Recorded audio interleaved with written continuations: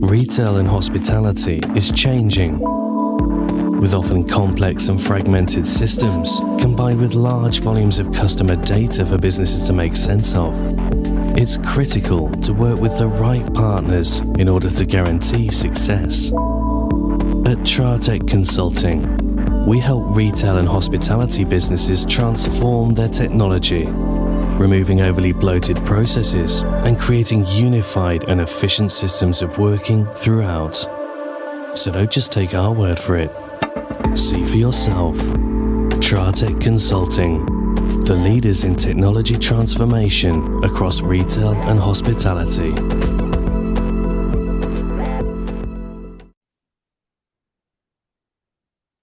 Hello, welcome to the All Things Borough podcast, the official podcast for Farnborough Football Club, sponsored by Tratec Consulting. Tratec takes your business visions and turns them into innovative reality. Good evening, hello, and welcome to this podcast, this next episode. I don't know what episode we're on anymore. It said with such a vigor and enthusiasm. I know. It's been a long day. You're not still at the Aveley match, are you? We'll get on to that, don't worry. We'll get on to that a little bit later on. Oh dear.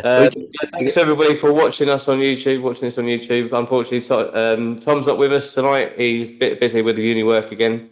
Yeah, it's his turn to miss out this week. We've only got enough bandwidth for two people, so unfortunately, he had to miss out. I don't know why you keep saying bandwidth. Nobody fucking knows what that is. Listen, people in IT like me know what they're talking about, all right? You're not in IT. Stop trying to kid yourself. You're not in IT. Listen. Anyway, good evening, Simon. Evening, Alan. How are you doing? Yeah, not bad. I've been told to keep my answers to less than 3 words, so there we are. Yeah, but that's just in life in general. But you can elaborate a little bit. No, not tonight. I'm under pressure for waffles. That's normally my dessert that I'm waiting for in the microwave, but actually it's my waffling tones that are under pressure. Waffling and your monotone voice. That's right. It's my more sort of wheezily high pitched voice actually. It comes out across my microphone. Sadly, it's not how I sound in real life, because everyone always says that. Well, you've got such a manly husky voice. Goes with your manly figure. And I say yes, thank you. It's very kind. But now I sound more wheezily over the internet. Now you're waffling and lying. Anyway, shall we? Yeah. So look, obviously, as everyone can see, we haven't got a guest on today, so we've got another sort of quite scheduled. How do we say it in England? Podcast episode. Neither of those. Scheduled. Yes. We're going to be talking. We're going to be touching on the game, the Aveley game on Saturday, and we're going to be doing our non-league team of the week again, and then a little bit later on in the episode, we're going to be touching on a bit of the pro leagues and the Premier League. Don't give it away to all the listeners and viewers. Now they just think, won't bother. No, this is how there's no surprises now. There's no surprise. Unlike you, I'm reliably informed by actual sources that this is how it's done. No, I'm not having it. I prefer the Graham Norton approach. Just get everyone out at the same time and then just start chatting. That's what I think. Yeah, well, that says more about you and your personal choices. Yeah. Anyway, yes. So what we talking about? So first off, I'm the host. Okay. First off, just a bit of general news for everybody. Obviously, everybody's seen we've got a couple of top things to talk about. Everybody has seen this. First off, I just want to say welcome back to football to Tommy Widdrington. Rivalry aside, I know it's all a shot and Farnborough and all that, but rivalry aside, nobody really likes to see these terrible things happen to people in football, not just football, in all walks of life. So from us to them, I'd just like to say welcome back to the footballing world to Tommy. It looks like he's fighting, he's doing well. Maybe he looks all right, doesn't he? He looks all right. He's a bit thinner and looks a bit more gaunt than he did beforehand, but that's understandable. Yeah. No one's actually confirmed what he had, but they think it's a stroke, didn't they? It was a stroke. Well, yeah, the report was that he had 2 strokes, but And I personally, I didn't think that there was going to be any way back for him, but Yeah, look, I'm he sure looks that well. I'm sure there's some kind of innuendo type joke to come after that statement. But anyway, I would we advise it, won't go there. Simon. We won't go there tonight. It's a bit early. Yeah. Anyway, we'll let the viewers comment on what they think that joke might be. Anyway, we'll move on. Anyway, yes. Anyway, strokes are no laughing matter because my dad No, died from a stroke. So yeah, I know how he feels. So yeah, it's yeah, it's good to see him back. I didn't actually realise he was still out of the game. To be honest with you, it was only when I only after the I think it was the Tuesday night game they played in the that no account cup competition that yeah, yeah, they said Tommy Widdrington's back in the dugout for the first time since yeah. it happened. So yeah, quite He's had two. he's actually been out for quite a long time. 6 He's had weeks. 2 games. He's had 2 games out. 2 games back. Sorry. Yeah. Looks like he's doing okay. Obviously, he's going to take things easy, I suppose, under doctor's orders. Well, But as much as you can do as a manager. I think there was a yeah, there was a good interview I watched with Manuel Petit on Monday Night Football last week, and he said that they asked him why he hadn't got into football management, and he says because I love my family, I love my friends, I love my life, and when you're a football manager, you're in the washing machine. And it summed it up, yeah, didn't yeah. it? It summed it up. Exactly, So yeah, exactly, so yeah. exactly. Anyway, But yeah, yeah, so, yeah. Good news. as I Welcome said, back, well, Tommy. Hope long may it continue. Um, yeah, yeah, sort of well, absolutely. maybe maybe I don't know if I mean that or not really, but anyway, yeah. But, Well, I mean, where yeah, they are in the league anyway, probably not so much. But anyway, but you know what I mean. You know what I mean. yeah, So yeah. No, exactly. Yeah, here's the good health for 2025 anyway. We'll leave it there. yeah. No, absolutely, 100%. So the next thing we're going to talk about is Merthyr Town. Obviously, everybody's seen, well, or hopefully everybody would have seen that Merthyr Town, who are Step 3 at the minute, they were approached by the Welsh Premier League and offered a sum of apparently £6 million to make the switch over to them, which The they League of have, Wales, the League of Wales. yeah, whatever it's called. Was it going to be the Premier League? The Premier League. Yeah, I think. Well, I assume so. That's what the story was. You don't Yeah. offer them £6 million to be in the one of the lower divisions, do you? Well, who knows? We start. You can come to the League of Wales. We have to start down the bottom. You're playing the former coal miners of Cumbria today in Yeah. the first qualifying round of the Welsh Cup. There you go. So what initially? So obviously, it's come out again that they've rejected the approach. So they want to stay in the English pyramid, which is fair enough. It's the better pyramid to be in. But what was your thoughts on it initially when the initial report came out that they were offered this? I thought because obviously we had a chat about it, didn't we? I thought Yeah. they'd be mad to go because unfortunately when you go to the League of Wales or say if say for example Barrow and Finesse for example decided to join the Scottish League, which they could because they're actually in Scotland. If they went there, then you don't come back, and you're pigeonholing yourself into their league system. And yes, they might have qualified for Europe, but when you say qualify for Europe, they're not actually qualified. No Welsh team has. No, they don't qualify for the main competition. They qualify for the qualifying rounds. Yeah, exactly. And there's no money in them rounds either. And you have to start playing in what is it? And there's no guarantee that they'll get through. No, and you have to start playing football as well. In the end of May, when the season's just finished, you've got to go and play qualifiers against against the Faroe Island teams and out with the Andorran Cup winners and things like that. You know what I mean? It's those things. And then the Welsh teams have not qualified. I mean, there's two in the Conference League this year. There's two Irish teams have made the group stage for the first time ever. That's Larne and Shamrock Rovers. And Shamrock Rovers have done quite well, but Larne didn't get through. I think they ended up bottom. So I think that's Chelsea played Shamrock, didn't they? Yeah, Chelsea played Shamrock. Yeah, we beat them 6-0. So it was 5-0 that afternoon. But actually, to be fair, they was it 6-1? I think they might have scored. I think they did. I can't remember. I was even as an avid Chelsea fan. I was dipping in and out of it because I just got I just thought it's not going to be any competition whatsoever. And we'd already qualified top as well, so it wasn't any top game. Plus, I was eating at the time. That generally takes up most of my attention. But yeah, they actually did themselves a bit of justice. To be fair, I mean, obviously there's a massive gap.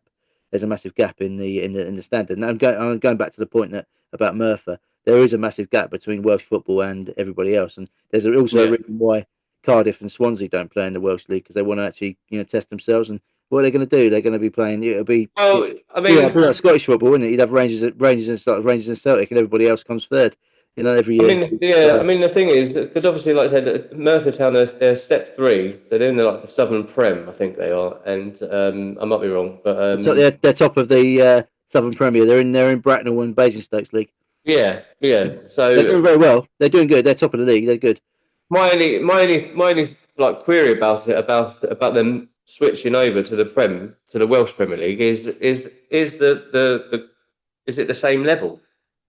So is the Welsh Um, Premier League the same level as it's not the same level as our no, step three, is it? So no. I how would don't know. that? Yeah, I'm not sure. I don't know if it's any better or any worse. I don't know. I would I'm not really imagine sure. that the Welsh Premier League, despite the fact that they get into the qualifying rounds for Europe, but class wise and quality wise, it's probably sort of on par with maybe National League, like bottom half of National League and top half of National Yeah, League, North and I'd South. say so. I reckon Farber give them a game anyway. Any of them. Yeah, yeah, We could have a friendly. We should have one with Spencer's. If we can get a friendly with Total Network Solutions. All the new Saints. yeah. They got to come over here though. Yeah, yeah. I'm not going down there for the away game. No thanks. Yeah. I don't think the club will pay for the players to go over there. To be fair, they're probably not seen as an amazing stadium as the as Cherrywood ever. No, Or the Saunders Transport Community Stadium as it's rightly called. that's it. Yeah, But they're probably thinking, wow, this stadium's huge. We used to play with seating for 250 and one hot dog stand at one end. You know what I mean? But I'm probably doing a disservice to the Welsh League I here. think you are doing a bit of a disservice. Sorry, all you taffs out there, I do apologise. But yeah, you know what I mean. There's only there's three decent Welsh teams, and they're Swansea, Cardiff, and Wrexham, and there Yeah. aren't any others, is there? Really, I couldn't think of one. I was trying. Chester probably might qualify, but they're more sort of English than Welsh. You have got Hereford, I suppose, Yeah. right at the border, but I don't mean any others. Can't think I of think any. they're quite a Merthyr as well because I think I read that in the report where they said that they rejected the approach. I think they said that Merthyr Town were actually the only Welsh non-league, like part-time non-league team in the English pyramid, and I think that's something that Merthyr can be proud of. Yeah, well, as well. with Merthyr Tittville. They were called Merthyr Tittville. Before, yeah, But they obviously went bust, like a lot of clubs did in the sort of early '90s, the late '90s. I think it was around the time, similar time to Aldershot and all those sorts of teams. It was the early '90s, I think. It might be mid '90s to be fair, but they've obviously had to start again, and they changed. another classic Simon I like, Catwork. I like No research. I like to be just spot on. You know what I mean? No sort of grey areas. You know what I mean? Especially with dates. You're full of grey areas. You can But talk. look, at the end of the day, they've rejected the approach, and probably rightly so. They want to stay in the English pyramid system, which look, it is the better system to be in, and they've got more, they've got more scope to Yeah. sort of I progress. suppose and move. from the Welsh FA's point of view, they probably thought if we can get Merthyr in, then their crowds might improve because they'd be Yeah. playing obviously Yeah. teams nearer them, etc., and they'd also be the crowds might prefer to do it. But at the moment, I mean, they're getting decent crowds anyway at that level because they're doing really well. They're top of the league. It's them and Tottenham are top, and I think there's a big gap to the third team. So it's them or Tottenham. Obviously, is it who plays for them now? Charlie something or other, isn't it? Charlie Austin plays for That's it, Tottenham. Charlie doesn't Austin. Yeah, Charlie Austin, Tony Lee as well. He's a decent non-league player. Scott Rendell, who's playing for Tottenham. They're good. Tottenham are good. And I think got 2 games in hand. They're 6 behind, so it's quite tight. They're a long way clear of everybody else. So they should have gone up last year apparently, Merthyr, but they messed it up and they lost a few players. They've lost a couple of players already in January. They've lost their attacking midfield player who scored all the goals. Lees, I think Alex Lees. I think I'm going to say his name is Alex Reese Lees, something like that. He's gone. He's gone to a National League team, I think. So he's good. So they've lost it, but they seem to get older players. And they seem to well, they're in a good catchment area, aren't they? Yeah, they have. Yeah, well, there's nothing else, but it's that and sheep, and there's nothing else. So. Okay, let's move on before you start offending more Welsh people. Don't forget daffodils. Don't forget daffodils. I like a good daffy. Right, let's move on to one of the important matters of this episode, which is Saturday's game. away at Aveley. 2-1 loss. He obviously didn't make it. I was there. Yeah. What was worse, the tea or the performance in the last 2 minutes? God, yeah, the tea. There's a cup of tea I had at half time. We said this off air, but I went to. They're probably not going to be listening. The poor girl's probably not going to be listening to this, but No, I've actually a big fan of yours. when I asked for a cup of tea, she said to me, "Do you want the bag in or out?" And I thought she was just being a wally, and I just said, "Well, I want the tea bag out because I don't want to be choking on it when I'm drinking." And she literally, it's like she teased the cup with the tea bag and then threw it out, and then added the milk. So it was like one of yours when I come round your house, Simon. It's disgraceful comments. Disgraceful. But that's not when my mum sees you put up on the drive again, she's going to bolt the door. She said. Yes, no, she won't get up quick enough, mate. No, she actually, to be fair, it'd take her 10 minutes to get to the door. To be honest with you, she'll be asleep. I feel sorry for the postman. He's standing out in the rain for about half an hour for the other day. And got to pass it. The end of the tea was awful, but it was not the worst part of the day anyway. So the day actually started with the club announcement of the new striker in on loan from Peterborough, who looked good in the warm up. I was sitting there while they were doing all the warm ups. Many a person has said that about me, though. To be fair, he looks good in the warm up. When I actually start, and he's fucking terrible. It was such. We started it fairly well, but he only lasted about 5 minutes, and it was just such an innocuous injury. So it was an Aveley corner, and it ended up sort of in the middle of the box, in the 18-yard box, and he was there all on his own, and he just kicked it out, and it was that motion of him kicking it. And his hand went straight to his hamstring. What was he thinking? A footballer trying to kick the ball. What's he thinking? I know. And he just the play carried on, and he sort of limped his way to the halfway line, and then just fell to the floor, and then that was it. His day in his career at Farnborough was done. Well, possibly, yeah. We don't know how bad it is yet, but we don't know how bad it is, though. But he walked off. He walked off. That's a good sign that he'd be walking off. But, yeah. I mean, it sounds. He said to me at the time when you messaged me, I was, for God's sake, I can't believe it. That was about 3:15, and I said, and then he said it looks like it's at the top of his hamstring near his bum. So if it's the higher up, that's the way it looked like he was holding it. So, but like I said, he walked off unaided, and he walked around the pitch on it. So hopefully it's not as bad as it seems. But anybody who knows anything about hamstring injuries will tell you that the higher up the hamstring, the worse they are. So it's doesn't sound good. Obviously I feel sorry for him because he's a young lad and he's come out on loan, but also I feel bad for the club because even loans cost money, and the club's obviously forked out some money to get him in, and obviously with thanks to Barry Fry for helping sort it out, and Peterborough United, but obviously it just went from it was just bad from there. So we've signed 2 decent strikers on loan, and they've lasted a grand total of about 10 minutes, haven't they? I think they have, yeah. I think they have. Addy made one run, and that was that. And then this guy's kicked the ball once, and that was that. So you couldn't say you couldn't write it really, could you? I mean, it's you couldn't. No, exactly. I have to say, I think since Boxing Day, I think we've had one bit of bad luck after one bit of bad luck. I think. When was Haddy signed? Haddy was signed in December, wasn't he? So actually, since December, actually, it's been pretty bad. I mean, we've had some pretty bad results as well as bad decisions. I mean, Boxing Day was two bad decisions. You had we had one the other we had the Hemel Hempstead one where he should have been sent off and he didn't even get a free kick. And then we've had 2 strikers crocked that we've been trying to get in, which is where we do need a player. We've as Spencer said in his interview, we've gone full circle. We're conceding too many goals and scoring loads to not scoring any and not conceding any, or conceding one and losing. So it's been pretty it's been pretty weird really. But I think the Spencer sounds a bit crestfallen. I don't think I've seen him as depressed. He's not. No. But people might say what you like about Spencer. They'll probably tell you. They'll probably tell you he's a bit he's always a bit sort of guarded. I think is probably the right term. Yeah. But he isn't actually, because we spoke to him on a number of occasions, and he's actually really forthcoming. He speaks. He's really quite positive, Yeah, he actually. is. He speaks really highly. He speaks really well, actually. To be fair, Yeah. obviously he does a lot of his media work now, which with the club have managed to rope him into doing. I know we all know he doesn't really like doing it. He'd rather keep it all to himself. But it's good these days to get him on the socials and get the Yeah. information out because people want to know.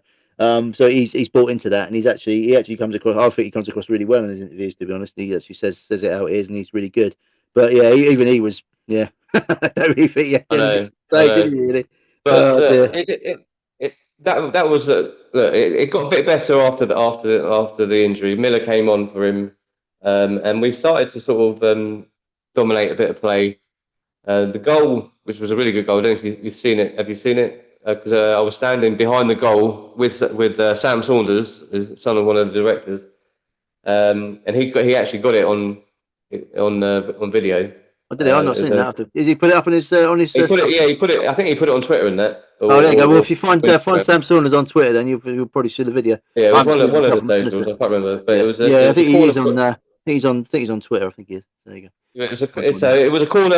It was a corner for us. I think it was Pendlebury obviously took it, and it was a brave header from Robbo to score the goal. And I think obviously that affected him a little bit because a bit later on he went down with a sort of head injury. I think he was suffering a bit of blurriness because he didn't come out in the second half. Yeah, another. But I will say though, the referee again, we do seem to get a bit of bad luck with referees. It wasn't sort of on our side a little bit. We should have had a penalty where Miller was taken out, was tripped up in the box. It was right, that was right in front of us. Yeah, so we should have had a penalty there, and then went in at half time 1-0, and everybody was feeling confident. I'm sure they were feeling confident as well. Like I said, we come out in the second half. Robbo didn't come out, so Pruti came on for Robbo, and yeah, the second half was a bit much the same. There wasn't really a lot to shout about. You said we're holding out quite comfortably. You'd say, wouldn't you? Yeah, but yeah, look, there wasn't. Neither team were creating many chances.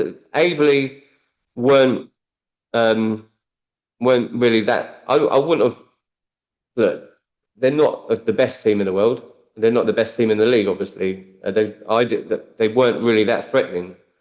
They got their equaliser goal came from a poor mistake. I think it was from Tonks. It was the other side of the pitch. I couldn't see. I think it was from Tonks, and their player just got onto the poor clearance and took the shot, angled shot, and it went straight into the far post side netting. That was it was a really late goal as well. It was like on the 80 something minutes or something like that. And then their second goal, their eventual winning goal, came from one of their corners. It was poor clearance, and they latched onto the ball. We did have Aaron Kuhl did have I think it was a header. It might have been a kick. It might have been a volley. That was cleared off the line. You were at the game, yeah? Yeah. Too busy trying to drink his tea.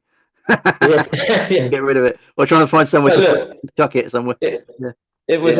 Yeah, well, according to Spencer, despite the scoreline, it wasn't. You wouldn't have said that Aveley were the better side. No, well, according to Spencer, he reckoned that Aaron should have scored that goal, but it got cleared off the line. So it was. He hit the target. That's what you can do, really, sometimes, isn't it? But so my question for you, Simon, and try and keep it short, is what is going wrong for us? And obviously, like, we're not getting the rub of the green with the officials. We can say that till the cows come home. But what is it that Spencer needs to do? What is it that the club needs to do now? You know what? I actually don't think a lot needs changing. To be honest with you, I really don't. I think we've been really, really unlucky, both with referee indecisions mainly, and also injuries to keep people we've just brought in. So it's like we've signed somebody, and then they've had it's almost like we signed somebody, and then they broke their leg literally the first tackle, and then they're off. That's what it feels like. You know what I mean? We signed a 10 million pound forward to solve all our problems. Then he gets crocked in training in the first kick, and he doesn't actually play. You know what I mean? That's exactly what it feels like. But we aren't. I wouldn't say we're creating loads, and we aren't playing brilliantly well. But we're not. We don't. Well, to be honest with you, we don't ever look like conceding a goal until we do. That sounds a weird thing to say, but Yeah, no, I agree. I The agree. Hemel game was like that. Hemel didn't Yeah, create anything really, no, and no. yet they scored one really good goal. We keep getting done with really good goals. I mean, Yeah, yeah. the Bath goal was a bloody worldie.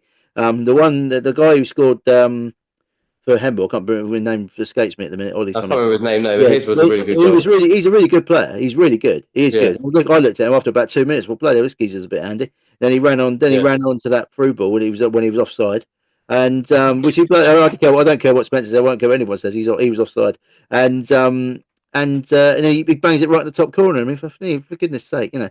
I think maybe it's turned a bit for us because there was times at the beginning of the season where we were playing quite well when we were.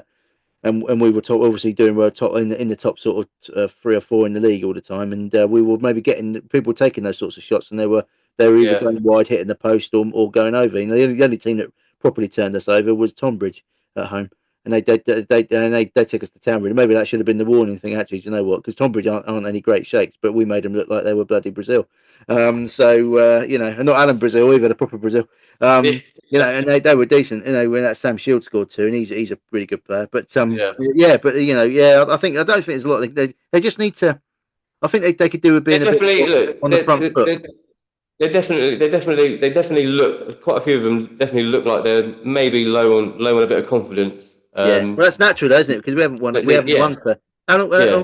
It was 7 games now, is it? Since we won a game? I don't know. Yeah, 7 I don't know. games? Something like that. When we scored our goal, Sam Saunders says that's the first goal we've scored since November. Yeah. Well, that sounds awful, but that says a lot. we haven't actually played that many games. No, I know. No, yeah. You know what I mean? That sounds like flipping hell. We've got 20 games, but it's not. It's actually about. I think it's about 6 games. I think it is. But that's a lot. There's still a lot of games to go without scoring. Yeah, your thing is though, we have scored goals, but they've been bloody chalked off. So we got on Boxing Day that were perfectly good goals, and they were chalked off. I mean, it's just. Yeah. And we've had a couple of occasions where we've been done. There's been occasions where we probably would have scored if Hemel had got the man sent off when they did. It was a centre back, and he was one of their better players, to be fair, as well. I mean, you can't legislate for bad decisions like that, to be fair, and they were just rank bad decisions. And couple that with like people scoring rockets against us. I don't really think we're doing that much. We look far more solid than we did, and that's definitely been. Spencer's been working on that with them definitely. Spencer, Ricky, and Steve, and all the guys in the backroom team. Neil as well, should mention him. They all. They've all been working on the defensive shape and getting things a bit more solid. But that does come at a cost sometimes because you have to be a bit more sort of you can't go gun ho like we were. I think we were going a bit too attacking. And Spencer said that, didn't he? But in the middle of I mean, early on in the season, we could afford to because the confidence was high. We were scoring goals for fun. Yeah, we were outscoring teams. So we could afford to go gung ho a little bit, and now things were going our way. Now we can't hit a barn door where we need to. It just seems like because it just seems like they're a bit. Sometimes they seem a bit sort of hesitant, a bit reluctant to put that ball through or to put that cross in. Yeah, I think you know what? I think Joe, you say that it's brought something around actually in my head. But I think Joe Haig's been maybe a sufferer of that because before he would dance around a couple of people and play a through ball, whereas now he kind of does that, but then thinks about the pass and he says, should I play it or not? And then by the time he does it, gets tackled or he gives it away, or by the time he plays it, it's too late. I think you just need. I think they need to get back to. I think to be honest with you, they need to get back to playing with a little bit more freedom. Certainly going forward. I mean, the defensive sort of 5 or 6 need to do a solid job defending, but then everybody else should be just left to say, listen, just when you're going forward and attacking, just go run with the ball, take people on. Do it in the right areas because that's what Ricky does. He does that every time he gets on the ball. He's on the front foot because he's been suffering with a few knocks as well. I don't think that's helped because he's great. I mean, Ricky's brilliant. He's a great example to anybody wanting to play football. That he gets hold of the ball and he gets his head up and he runs with the ball and takes it into attacking third. So when you do that, you bring the whole team forward rather than playing the ball back. I mean, Spencer's not a lot of people know this, but Spencer is very much an attacking type manager. He sets his teams up to look quite defensive, but they're not. They're quite attacking. And he's one of his philosophies. I can't even say it. Philosophies is that don't play a backward pass. Don't play a pass unless it's going to do something. Don't play a pass just for the sake of playing a pass. Yeah, he always wants the team to play forward. He wants the ball to play forward. And I think a lot of the players sometimes they're brought up in a sort of the Man City Guardiola type way where they want to say, "Oh, just pass the ball for the sake of it." You know, I mean, you go nowhere. There's no point passing it backwards. You end up suddenly back to Jack, and he whacks it 60 yards out for a throw, and then you lose the ball again. What's the point? Play the ball, play the ball forward. So I think they just need to get into. I don't think there's a lot wrong. I just think they need to just get into the. All it needs is a little bit of luck, for that first win to come. It doesn't matter how that win comes, but that first win to come, and then it will all just start clicking after that. I think. Yeah, we did that, didn't we? Twice. We had a couple of must-win games in November that we had to win. Was it Enfield and someone else? Can't think of who it was. They were both bad teams, and we won, and we won pretty well. Yeah, and it did the job. And then we had to play Worthing and beat them 1-0. Played a proper. It's almost since the Worthing game they've won 1-0. Oh, we can try and do that every week, and it's not really worked. Because that goal was a bit fortunate, wasn't it? It was a Joe Hay goal, but I think it was an own goal, really, wasn't it? The goalkeeper sort of pushed it in his own net, but I don't think there's a lot wrong, but they just need. I mean, tomorrow night they need to win. I think it's season defining. I put a post out on the Instagram earlier that's advertising the match. And I said, it's season defining tomorrow night's game. So it's a really important game. So if you're at a loose end on a Tuesday, I mean, there's not much to do on a Tuesday night. So we've got in Farnborough, is there? Apart from hang around the drive-through and maybe down St George's Park. I don't know, with a brown bag on your bench. But get down to Farnborough tomorrow and get behind the boys because they need support. This was a part. This is going to be part of my next point that we'll do quick. We'll go over quickly before we move on to our next subject. Is the fans? What I found. Now we've had some conversations on socials with certain Farnborough fans who aren't happy, which is fine. We're all frustrated by what's going on. But what I heard after the game, even before the final whistle, just it's not really acceptable. And you have to realise that these players are part-time players. They have got full-time jobs outside of playing football. They can hear and see everything that's being said and done. And so to hear like these, our fans, look, we've always had really great fans at the club, and the majority of the time they back the club to the hilt. But as soon as that first goal went in, there was this constant shouts. There was the shouts of "You're embarrassing, you're disgrace." Even at Spencer, shouting at Spencer, telling him to get out of the club and stuff like that. So, where do you stand on fans calling in for him to leave? I'll say this. We've had Garbo on this podcast a couple of times now, and on one occasion he did say that Spencer and the team don't take a penny from the club for what they do, which any other manager in this league will do. So it's about £30,000 out there, isn't it? Yeah. If he goes, if the fans get what they want, and he goes, then who do they want in place? Which is irrelevant because any manager that comes into the club will want to take a wage, and that takes money out of the coffers for player wages at the end of the day. Yeah. So I think look. What I've said it loads of times online. We need to back the team, back the management, back the club, encourage everybody at the club and all the players, not boo them. There were boos at the game after the game. Don't boo them. You've got to encourage everybody because you know what? Be careful what you wish for.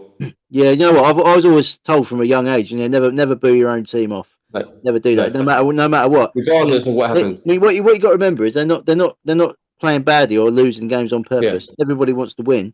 And even all the players are like they're not doing it deliberately because they think, oh, do you know what? I'll lose this game because I might get a move somewhere. That's not. I'm not you. You know what? I know that's in the back of people's minds as well. People think, oh, he's only playing badly because he doesn't want to play for us. He wants out and wants to go somewhere else. That's not the case at all. Okay. And people just need to see reality. We're fighting in this league against some teams. There's some massive teams. And I do think that we've been a bit guilty of getting a bit above ourselves, to be honest with you, because we've been in the top sort of 4 or 5 the whole season pretty much until our bad Yeah. run started. And Yeah. we thought I think everyone had sort of feelings we could get in the playoffs, we could go up. It could be our year. We've got a really really good team, and we But still have look, got a we've really, been really good. guilty of that. Me and you've been guilty of that. Yeah, well, We've been you guilty of that. you But have to ride the highs with the lows, though, and there's going yeah, of to course. be occasions where we don't play very well and we lose games. But there's too many good teams in this league to win every Yeah. week. You can't win every week. Yeah. Look at Dorking. I mean, Mark White come up and he said we're going to bash everybody and we were going to go unbeaten. We're going They to struggled at the beginning. look at them. They're nowhere near the top of the league. I mean, people are No. thinking, oh, well, they're in the playoffs. Yeah, but look at the points difference. They should be. Yeah. The squad they've got, even they're struggling. I mean, Boreham Wood will probably bash everybody now because even though they got tonked at the weekend. We'll move on to that. We'll talk about that in a minute. We'll move on to that later. Yeah. At home, I mean, it says it all. Everyone beats everybody here. Maidstone, Yeah. you know what I mean? It's just like there's there's no easy games, and everyone says that about the Premier League. There's no easy games, but it's the same in this league. I'm not that I'm trying to make the comparison between the Premier League and this league because there ain't much of a comparison. But No. but in terms of everybody beating everyone, and there's no easy games. There isn't any easy games. I mean, Aveley No. they've been struggling all season. We got. But I'm like you. I'm on top of that. You don't boo your team during the game or after the game, and you don't leave early. And I'd feel probably worse now because me and you have been lucky enough to sort of get to know the players a little bit more on a personal level during the podcast, and also we see them in the Platinum Lounge after the game, and after a defeat, they're all trust me, take it from me, they're all really down after losing the game, especially Hemel. Well, especially what was that? What was the last home game? The last home game that we was at. Hemel, yeah, when they came up. A few of them. Robbo apologised to us. Joe Haig and Reggie Young came up to us and apologised. Probably the most prominent one I remember was Aaron Cole. He just come in. He said, didn't he say hello? Didn't he say hello? No. He just come to say, sorry about that, guys. And he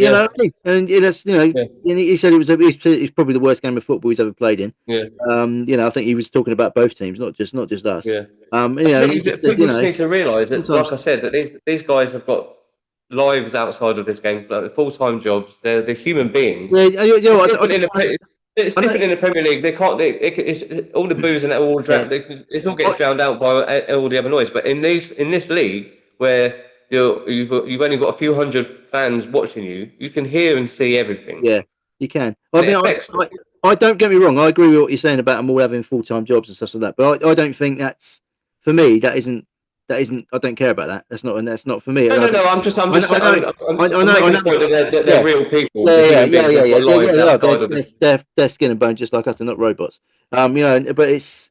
I know it's different because you've got teams like you got all the hybrid teams, and you have got the full-time ones in our league, and so there is a difference there. But end of the day, it's 11 versus 11 on a grass playing for one ball and one aim, isn't it? So but if you put as much effort in as you can, you at the end eventually you'll get what you deserve. I hate that phrase, just desserts, just rewards. I hate every manager comes out, it just drives me nuts. You get our just rewards. Oh god, it drives me nuts. I'm not going to say that, even though I have twice. But you know what I mean. It's that type of mentality. Yeah, look, they just need to keep. I only said that just to make the point that they're human beings and they've got lives outside. Yeah. It's different with with full-time players, in the Premier League, and that where football is their job and it is their life. I think sometimes though, when people who say that, they literally think the people who don't know anything about football, because there's quite a few of them in football that don't know anything. They're especially the ones who suddenly turn up when the FA Cup comes out, and then they'll start. I think they actually think these players are working till 2:00 on the day of the game, and then they suddenly whip the postman's uniform, bang the boots on, and then go straight out and play football. That's not how it works. Not many of them have to work on a Saturday morning before the game. There are some posties probably do a few hours in the morning, should imagine, but but that's it. They don't work Saturdays. I mean, Aaron's a good example for a player because he doesn't work weekends at his job. He works, but he does some late shifts and early shifts and bits pieces. But they're quite good with him around his work, so that's good. I mean, and a lot of players are in that position because they when they do these jobs, they tell their employers, I'm a of course, footballer, and it's important for me to actually take it seriously. So but they train once, sometimes twice a week, play on Saturdays. Most of them have Sundays off. It's but like you said, they are human beings in the day. But don't get me wrong about that though. They don't go in in the players' lounge afterwards and start ordering round of beers and celebrating losing Yeah, one. no, exactly. Yeah, In yeah, fact, most of them don't really want to come up, but Ricky finds them all if they don't go in the players' lounge after the match, so they've got to go in there. And some of them still don't because they can't face it after losing. So that says yeah, it yeah, really, you know. yeah. Yeah, it's disappointing, but we've got a massive game tomorrow night, so it's really important to try and get down. Come down. 50, I know it's 15 quid. I know 15 quid's 15 quid these days. But it's good. Get yourself go down to Sylvie's. Don't bother going down Mackey's drive-through. Go to Sylvie's. Get some food from her 'cause it's really decent. Or there's Tuesday night under the lights. yeah, exactly. Yeah, footy under lights on the Tuesday. Don't stay in and what's the Champions League. That's rubbish. Come down. I'll be at the game. I'm going straight from work, so I'll be straight in. Enough time for me to get a few burgers in before the game, and just come down and watch. To be honest with you, though, I mean, I might be speaking out of place here. I'm sorry if I am, but 650 last Saturday for the Hemel game is pathetic. It was poor. That's pathetic, It was isn't it? poor. That Even was really look, bad. I know you're not the weather speaking out was of rubbish. I know it was you're not rubbish. speaking out. Look, And you're it not was speaking out freezing. of turn because even Spencer said it was a poor attendance. Yeah, Um, it's really crap to be fair. terrible. Really, I It's mean, all season absolutely we've been terrible. getting over 1,000 for our games. It's really, really good. Yeah, And yeah, and it's dropped down. I know why it's dropped down because it's January. People have spent all the money at Christmas, yeah, and it yeah, was yeah. freezing cold. It wasn't very nice, and I was freezing. To be honest with you, I wish I'd stayed at home We for were. after the game, but anyway. But but you need to get. I know it's a Tuesday night, and people have got work and families and stuff like that. But just bring them along. Just come down. I'm trying Yeah, to work a couple of my mates to come along tomorrow night, but well, one of them works in London, the other one's Argentinian, so obviously knows nothing about football. So what's the point? So yeah, he's good at handball. He's good at that. One of them. you're right. Yeah. So look, like Simon said, big game tomorrow. Obviously we need a win, but what we do need is we need the support needs to be there to help them get through. So Yeah, if it's a proper, you can it's a and you're proper, around, get down to the it's a club. season-defining game. If we lose Yeah, it, we aren't getting needs to anywhere this be. season. Trust me, Yeah, we're needs not to going be. anywhere. Spencer's Needs to virtually be. said that. So we need a win, and we need a win Tuesday tomorrow night, and we need a win on Saturday Win against them. Saturday. And they're both really winnable games as well. They're Yeah, not very good. They're not great teams. We can definitely win. I mean, yeah, Hornchurch, they're very different teams. Hornchurch are very direct, very physical team, and Enfield are struggling generally. But they play decent football, and it's a decent crowd. Me and you're going to be we're thinking about going to Enfield, aren't we? Thinking about it. we're thinking about it. Yeah, we're thinking about it. Yeah, We'll see. yeah, we'll see. It does depend on tomorrow night's game. If we win tomorrow night, I'll probably go. Probably. Yeah, But probably. it is the Dublin Racing Festival on there, so I might have to. I might sit down and watch. No, We'll enough see. about that. Right, let's move on to the next one. We did this last week, Simon? Is our non-league team of the weekend? Yep. The team in the south that you feel has done really well. I know we've both gone for we've both again. Well, I again have stuck with the National League South, and you've gone with the National League South team as well. Yep. I did look around all the other Southern leagues and the Isthmian leagues, but I couldn't really sort of see any, and there weren't any games or anything like that really jumping out at me. So what do you tell us? Tell the listeners, viewers, who your team is. Well, I've gone with. I've actually through saying that, I actually did think it was just our league, to be honest with you, but so that's what I went for. But thinking about it, in third place. No. No, only kidding. No, I would have. I might have actually gone for Hungerford. To be fair, they battered Bracknell 4-0 at Bracknell on Saturday, so that was a pretty decent result. But I've actually gone for Chippenham because they beat Boreham Wood 4-1 at Boreham Wood. I don't think anybody would have put on their coupon. To be fair, No. if they did, they're probably a millionaire. Yeah. So they're probably not listening. They're probably in Barbados on a yacht. Yeah. Can you imagine what the odds would have been on that? Yeah, I'd have given you. I mean, I'd have been putting the house on the market trying to pay the debts off if I'd actually done that. But yeah, they battered them. It was no one saw that one coming. But there was a few funny results actually this weekend, wasn't there? I mean, probably the other one I was toying with was who beat Worthing, you said. Yeah, Worthing. They beat Maidstone. Who beat Maidstone? Someone beat Maidstone 2-0. Joe, I went through all these earnings. I can't really remember any of them. There was some funny results. I mean, obviously, so Worthing beat Maidstone 2-0, 2-1. Yeah, exactly. I mean, I think that's a great. I mean, they're a good, I mean, you can't really say that's a shock result because Worthing are up there and they're third Yeah, now. But they are they're a really good side. And yeah, but even so, I think that's the first time. They lost obviously last week, Maidstone, but before that, I think they'd gone sort of 15 games unbeaten or something. So we lost to Cheshire, and now they've lost to Worthing, so they're on up there. They're a bit like us, really. Lost a yeah, few games, and they need a win, really. So I don't know who they're yeah. playing. I know there's a game on tonight. It's Chelmsford. In fact, they're playing tonight. They're Chelsea and playing Maidstone Chelmsford. tonight. They're playing Chelmsford. It's 0-0 at the minute. 0-0, yeah. Yeah, I mean, that's a massive. I think it's a massive game for both those teams, really. Yeah. Yeah. So well done, Chippenham. You got my vote this week. Who was yours, Alan? Mine was I went for Hemel. Went for Hemel Town, Hemel Hempstead, because who did they beat? I can't One remember three now. 0 didn't they? 1-3 Yeah, now. they beat Truro 3-0, Yeah. yeah. Which is a great result because obviously Truro are pushing for that playoff spots. So they're seventh at the minute, 49 points. And I just think what the new manager Lee Allington's done at Hemel so far since he's been in there is it's been really good. He's got rid of some players that he didn't like or didn't want, and brought in some players that clearly he knows Yeah. because Well, Ricardo German's left today, hasn't he?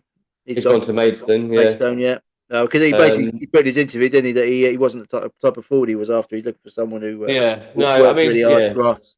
And Jermaine's not one of them. He needs someone. He's a more of a What? player he needs to be sort of fed the ball, given chances, and he isn't going to get that at Hemel. So Yeah. he's go. So When Hemel came to us and German came on, I didn't really think anything of him. I didn't think he was that good, to be honest. I he didn't was know good what in all the. the raving was about. We've seen Hemel both times this season, haven't we? The 3-3 and then obviously last week's game. But he was good in the first game we played. No, I 3-0. don't think he was that good, to be fair. This To be, is no, why your this, scouting no, career has gone downhill. no, but this is why you're looking things through fan rose tinted goggles, and I'm looking at it as a coach. Do you know what I mean? But He's a I've top not. player. That's why I said to when we were talking to the Torquay lot, and I said when we did that little write up for them, and I said I've not really been impressed with any team in this league apart from Dorking, because I think anyone can beat anyone, like you said earlier. But with Hemel, I think he's done a really good job. He's got them working hard and working and a lot Yeah. very organised. And that's he's got what's that in six or seven games? He's got three wins. I think 3 wins and a couple of draws. So Yeah, lost a couple, but they've done. He certainly turned them around. And, I mean, they're not going to get relegated, put it that way, are they? no. So, which is good. But going back to the results of the weekend, I mean, there was so many weird results. I mean, you had Welling beat Weston 4-1. That was at Weston. I mean, the Torquay lost at home to Hampton and Richmond 1-0. I mean, even if you look at Worthing obviously winning the Hemel game, and then you had and Aveley beating us. So there's some funny old results there. So it just shows anyone could beat anyone really. That's really No, weird. exactly. But I have to say, they're just looking at the league as a whole. There's quite a big gap developing between the bottom four teams and everybody else. There's quite a big gap. I think it's 8 points. I think it is now. So I think the teams at the bottom are getting a bit cut adrift. I mean, if Aveley had lost on Saturday like they should have done, then they'd have been properly in trouble. But they've sort of maybe given themselves a bit of a chance. Bit of a lifeline. Yeah, but even so, I think there's a massive gap. I mean, St Albans are in the last relegation spot, and they're 8 points behind Welling, I think. So, there is a massive gap, which I really think is at this stage of the season. I think it's too much because you might go on a bit of a run yourself, but other teams are going to pick points up. So I really think that's a massive problem. I think if it gets over sort of 6, 7, 8 points at this time of the season, I think you're looking in big trouble, really. You know when I said I would mute you, it's getting to that point, Simon. You digress. You digress. We've talked about this was supposed to be our non-league team of the weekend, and you've talked about every club in the league. Well, you've got to give everyone a mention. Got to give everyone a mention. Moving on. So this is the portion of the episode where we're going to talk about the professional side of the game, and again we're going to be dropping into the Premier League. And one thing I want to have a little shout out to Bournemouth. So Bournemouth have done really well this season under Iriola. But are they actual real contenders for not doesn't matter which one it is, but for a European spot? They're right up there. He's got them performing really, really well this season. He's shown himself to be a really good manager and a really good coach. Seventh at the minute, level on points with your boys Chelsea, and a real contender for a European spot, be it Conference League or Europa League. Well, I said after the Bournemouth game where we drew 2-2 and we equalised in the last minute from a free kick, I said there was a lot of Chelsea fans said, "Oh, bloody Bournemouth, we're drawing at home with Bournemouth. You're never gonna get anywhere doing that." And I said, I thought to myself, do you know what? I think in a few months' time, I think people might turn around and say, at that point, if we got against Bournemouth, it's actually not a bad result. And I've been saying this for a month or so. Bournemouth are the real deal. They're a proper decent team. The only thing that's going to hinder them is not having a striker, because both their strikers are now injured for long term. The Turkish guy got the wonder goal against West Ham, the free kick. What's his name? I mean, look, there's still a few days left of the window, so I'm sure there'll be some sort of deal going on. I don't think there's funds available for him, because they spent 40 million quid on Ivan Nilsson. He's injured for about 3 months. You said they got the money in for Solanke to pay for it, but they've only got a 12,000 seater stadium, so they're going to be losing money hand over fist. They can't. They can't. They have a 12,000 seater stadium. It's about 20 odd, isn't it? It's not 12,000 for the Vitality. Is this going to be another one of your? Look it up. Look it up while I'm talking. 12,000. They've got it's the smallest capacity in the Premier League, and it's tiny. It's not even their ground either. They're renting it, so they're yeah. So there isn't money to spend, and they could actually do it if they could get a striker in, even on loan, someone really decent. Then I think they've got a real chance of getting in Europe. But I think it's going to hinder them. I can see them dropping away. Same as Forest, I can see them dropping away as well when they got battered at the weekend. So I can see them dropping away as well. It's going to be back to the usual sort of top 4 and 5, with probably Forest, Bournemouth, and Newcastle, those sort of teams battling it out for sort of 6th, 7th. Well, I'm sure. Like I said, Iriad is a good coach and he's a good manager. And he won't be there next season. He won't be there next season. I'm talking. Yeah, we're not worried about this next season. I'm talking about this season. But he's got them all working really well as a team, working hard, and so I'm sure that there might be some sort of loan deal coming in for a striker, just as a bit of cover for the injured players. So I don't see it. Do you know why I say that? Because I'm not hearing any rumours anywhere from anybody. Yeah, but like I said earlier, Simon, we all know what your sources are like. I mean, we'll come back to this on next week's episode after the deadline's passed, and we'll see who was right, who was wrong. Shall we? But whether they do or not is well, they're going to have to at the moment. They're going to have to get by with Ouattara up front, and he's not a forward; he's more of a winger. But at the moment, they've done all right, but it's going to start affecting them sooner or later. I think but hats off to them. They're doing well, but in the summer's going to be a carnage there. I think the manager will go hoisting the centre backs. Look. Only time will tell, because if they do get into Europe, he might stay, because then there'll be money to spend. I doubt it. They'll be off. But look, we'll see. Yeah, obviously, the left back's really good as well. By the way, I might give him a mention. Kirkez, he's really good. Well, Hungarian left back, very good. Right. The next point I want to talk about before you drone on any longer about rubbish is VAR again. It seems like every week. Not talk about rubbish. Huh? You talk about rubbish and you're bringing VAR up. I'm talking about rubbish that comes out of your mouth.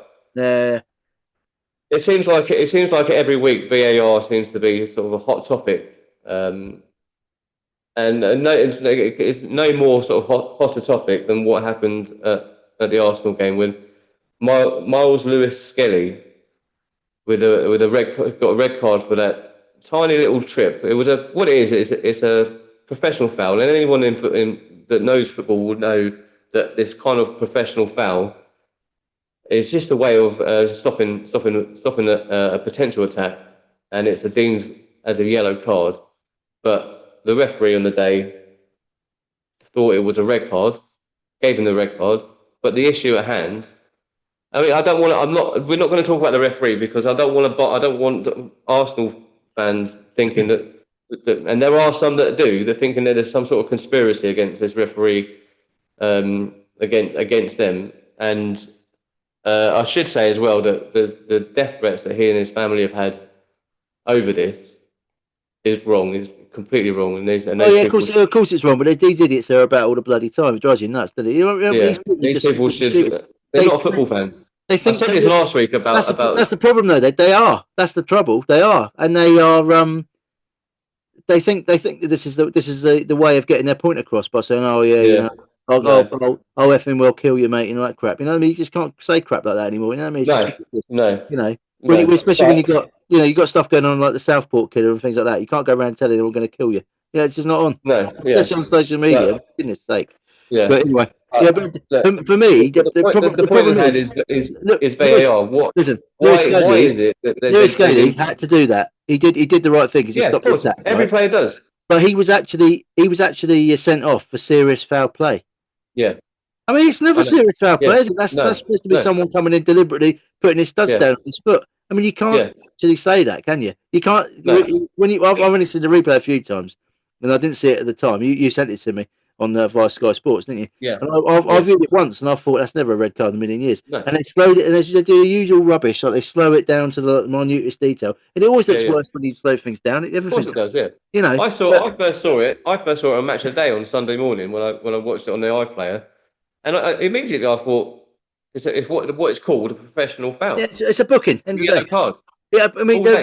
there are fans going, "Oh yeah, he should get sent off for that. It's disgusting. He's done it. He's No, never gone for the no. ball." Blah blah blah. But that's Again, just part of the game. Every player's expecting it, and a yeah, player knows that if he's in that position and he's knocking the ball out of his feet and running yeah, onto it, and he's got a defender coming, he knows he's going to get fouled. He knows it, yeah, and he makes sure yeah, he yeah. goes down. The guy gets booked, and everyone You gets on. saw the reaction of Skelly as well when he walked off because he thought obviously in his head he thought, well, I'm getting a Yeah, booking for this. they'll get the I'll just booking. walk Yeah, back, get back into position. yeah, Turns around and then he sees the red card and you saw his reaction yeah. to it. But It was unreal, everyone's reaction. absolutely unreal. I think even some of the Wolves fans were like flabbergasted. You know what I Probably, mean? yeah, But probably, yeah. the fact of the matter is, he was sent off for serious foul play. It was not serious foul play, It's not serious foul play. we've got the issue I have with VAR is that it's not generally the referee's fault, but it's the people in the VAR booth that are the issue with this, and it's the people using the system. The technology is really good. It's the people running the technology that's the problem. Yeah, If you had say two robots sitting there rather than two human beings, the system would be perfect because yeah. But they seem to think. Well, they don't overrule the referee enough, and I think the issue here is that the referee is Michael Oliver, and he's allegedly he's one of the best referees in the country. But for me, he's bang average in my opinion. He's made some horrific errors in the last year or so that I've seen, and even the Champions League, he's always doing Champions League games. Some of the things he's done in the Champions League, I'm thinking, what Move on on, earth are you doing? Simon. Move on. Stick to the point. Yeah, I'm getting there. And then but I think the people in the booth obviously are not as experienced as him, and they didn't feel like they could overrule him, which is the problem. They should do. They should Well, this say, is "I'm it. sorry, Michael, This you is got it it. wrong." If they sit there and they think to themselves, right, this is not serious foul play. They speak to him and they say, we need you to go have a look at this because we're saying it's not a serious foul play. It's what's called a professional foul, Yeah. yellow card at best. But the issue they did, You the need to issue have they another would have look at it. done. I don't know this for I'm assuming what they did is they do because they do this all the time in every bloody decision. They slow it down. It obviously Yeah, looks yeah, really bad, doesn't it? Oh yeah, yeah, it is. But no, it isn't. yeah, They yeah. No, it shouldn't be isn't. allowed to No, slow it down. They should be told no, you can view it at full speed only, yeah. and that's it. Well, like I said, anyone that knows football, that's involved in football, that plays football, that coaches football, or anything like that, knows 100% that that was not a serious No, foul. Anyone that says differently doesn't know football, no, doesn't know how the game is played, no. doesn't. And Agreed. anyone that's saying otherwise are issuing threats. I know. I said I'm using the words. They're not a football fan as a sort of a flippant remark. They're not football. I know obviously they are football fans because they follow their club, but they're not football fans because all they're there for is to just have a go. Yeah, And it's the idiot. There's too many keyboard warriors around these days, yeah, and it drives you nuts. yeah. There's so many of them And around. what these people You know, need to do is they need to take up a different sport. Go and watch a well, different sport. they just love to sit there and just type their crap out and think, oh yeah, he can't find me because I'm behind the faceless account. But you know, They will. Yeah. They will find you. Yeah. Hopefully they do, because they need to start putting these people in prison.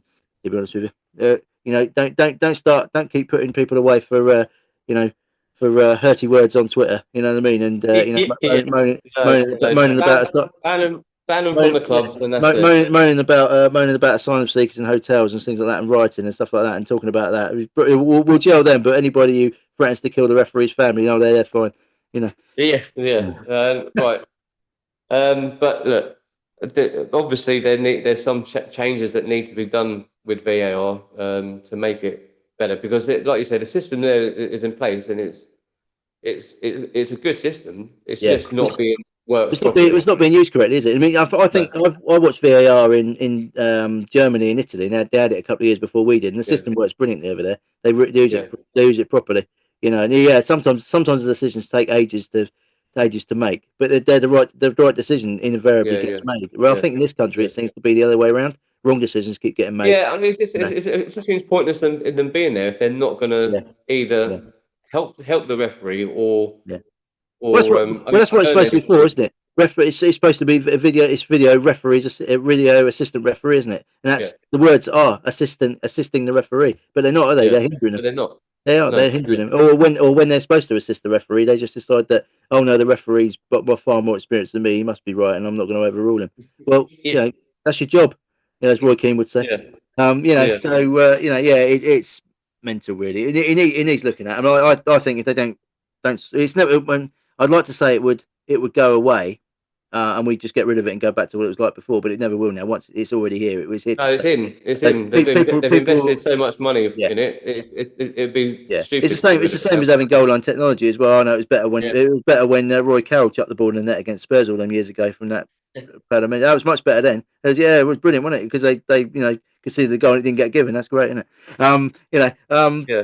Yeah, but that's no good. Once technology's in, it's here. So just people are on their people are on the socials saying, "Oh, we should get rid of it and go back to what it was like before." Just get over it. It's not changing. It's here to stay. Yeah. It just needs Yeah. to be used. It just needs to be used better, and people need to have a backbone and actually use it correctly. Yeah. No, exactly. Yeah. Yeah. And maybe we need, look, it's been visited before, but maybe we need some like ex-players in there doing Yeah. that role, because they know the game. I've got a few points to make about that very quickly. The issue is the players that are out of the game that should be probably in it have got too much money and don't really want to get involved in football. There's a lot Yeah. lot less players, unlike Wayne Rooney, who are getting involved in football management because they think, oh, why bother? I've got loads of money anyway. I don't need to. And they do other things. They go out of football and invest it in things like that. And not a lot of them are going back into coaching and management now. A lot of managers now are coming from the lower leagues up into the Premier League. They've got lower league experience, or they come from abroad. But also when ex-professionals say, "Oh, what about becoming a referee?" They then think to themselves, "I remember what dog abuse I gave referees, and I don't want to take that myself. So no, thank you," is the answer. Yeah. So that's Yeah. the end of that. So you're not going to Yeah. you aren't going to get very many former professional footballers. No, I know. Yeah, but it Even just takes though that they should one. do, even though they It just should, takes because that. they know what they're doing, and they can see what. Sometimes they'll still make the same mistakes referees do, but Yeah.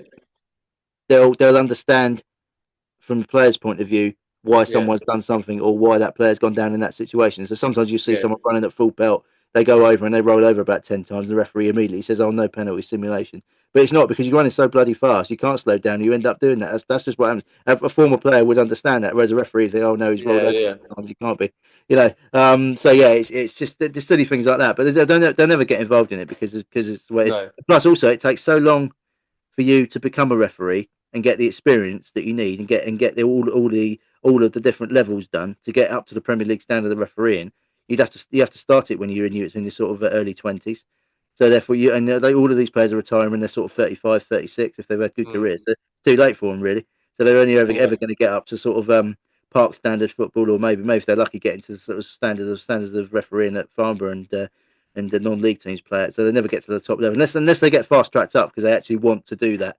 Yeah. But the referees are only fast tracked up when they're young enough to do it because they want them to be around for a longer period of time. A longer period. Isn't it? Yeah. Yeah. So Yeah.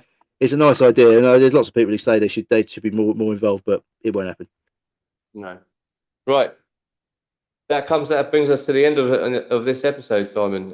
So thanks to everybody for watching on YouTube.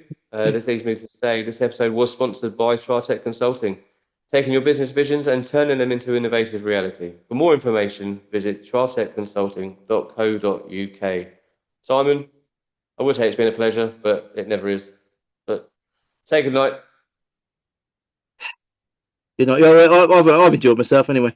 But anyway, yeah. Also, I will be at the Horn Church game tomorrow. I'm going to do. I'll probably do half time for the radio boys. So if you're around at half time, you're milling around for something to do, then come up and say hello. I'll be on the. You'll see me with a headset on. So come and say hello. But yeah, yeah. So good night. Thanks for listening and watching, and we'll be back next week with a player with any luck. Hopefully, yeah, Hopefully.